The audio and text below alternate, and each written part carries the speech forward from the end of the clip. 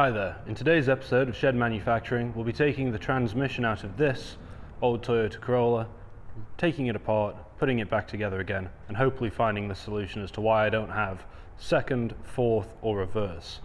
I suspect there's something going on in the selector rod mechanism that's preventing this. Well, it's not really a Corolla transmission, it's a Nissan Z32 transmission connected to a Nissan KA24DE that has a turbo on it. So it's a bit of a mismatch set of parts in here, but they should have been working together pretty well, and they did work very nicely for a short period until the transmission decided not to give me some gears. So we're going to get right into it. We're going to get the tranny out. We're going to get it taken apart. Let's see what we got.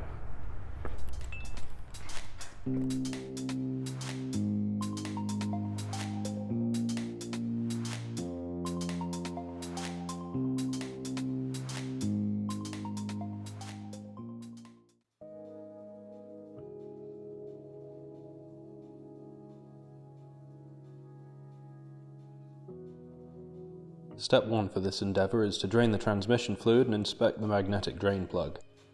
And well, it sort of all looks good enough for government work, so we're going to go ahead and send it and continue on. Next is pulling the drive shaft.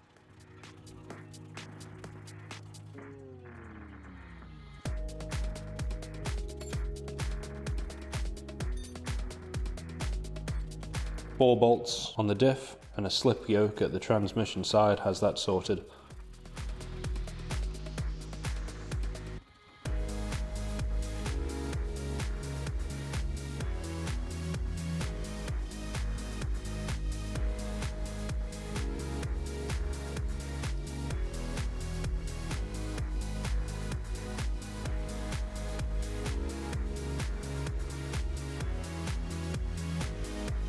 Now we're getting to the exciting bit, where we unbolt the engine and transmission. A process that's a little longer than I'd like to be for 5 bolts, but access is pretty tight.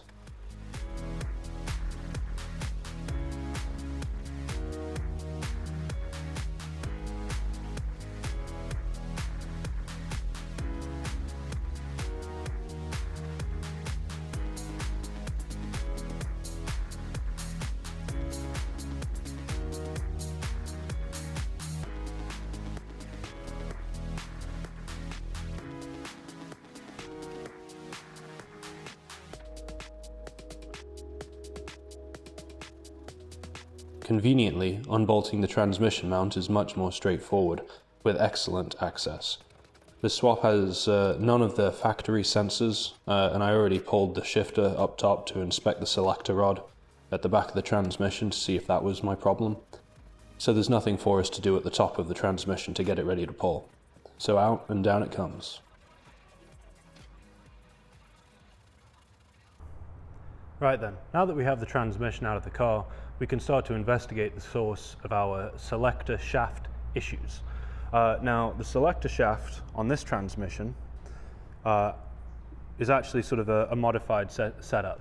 The initial, the OEM application will have a selector shaft run through this port, which I have blocked off, onto a boss that holds the shifter rearward of the actual transmission. That's because this was initially in a fairly large chassis car. The 300ZX is fairly long, but this isn't a 300ZX, it's much shorter, and I believe it's either Mazworks or Excessive Manufacturing, one of those two, makes a top loader shifter setup for this transmission. So you split the case, remove a link in here, drill it, and then it has a shifter that bolts right to here to have a much shorter short shifter set up on in a much smaller car, even with such a stout transmission. Now that selector rod runs down the length of this transmission inside of it, selecting the different gear sets within it. Now I'm going to begin our exploration by pulling this throwout bearing, and then pulling off this front cover, because I suspect something is in here or around here preventing the selector shaft going forward, because as you pull to the rear gears, although your hand goes backwards, the selector shaft goes forwards in the transmission. which implies that there's something preventing it coming forward, and hopefully I'll be able to pull this front cover, find out what it is, rectify it, hopefully it's nothing absolutely trashed in there, and then put it back together and slap her in the car. Let's get to it.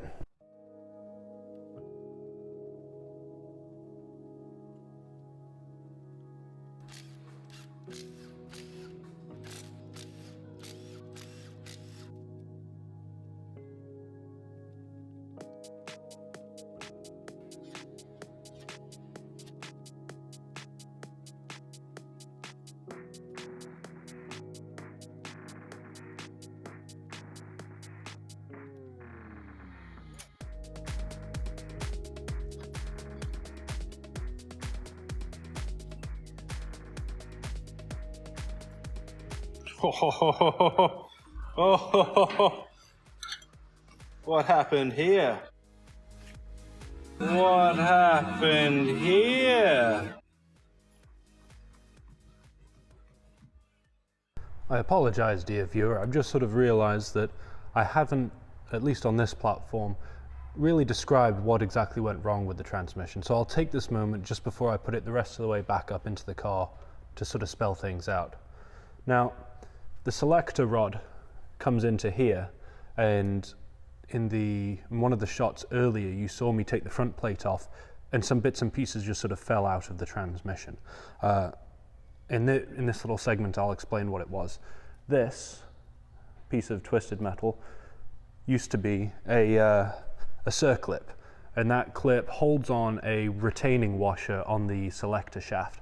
So when you push forward with the gear selector, the gear stick, it pulls the selector rod backwards within the transmission because it works on a pivot. And when this popped off the end of that selector shaft, my assumption is it wasn't seated very well. Nothing was particularly well done to this transmission from what I can gather from the previous owner. So I've already split the case when I had to do the swap for the top loader, and so all of that was sort of eyeballed and checked on. I didn't pull the front cover when I initially put it in because I sort of assumed that everything would be hunky-dory in there. I was incorrect. So I got a new circlip, had to wait around while the UPS guy brought it to me. We can roll some B-roll in there.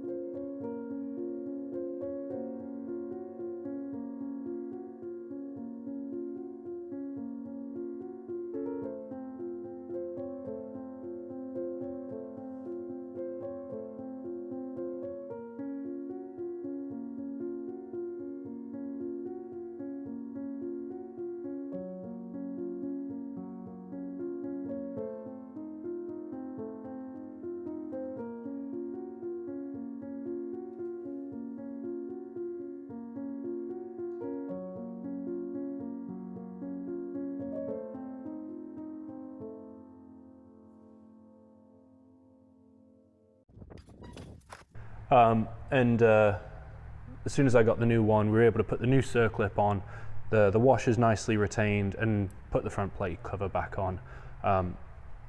It was a very simple service, but one that required an awful lot of time and effort to get to. So now it's onto the simple task of just slapping the transmission back in there.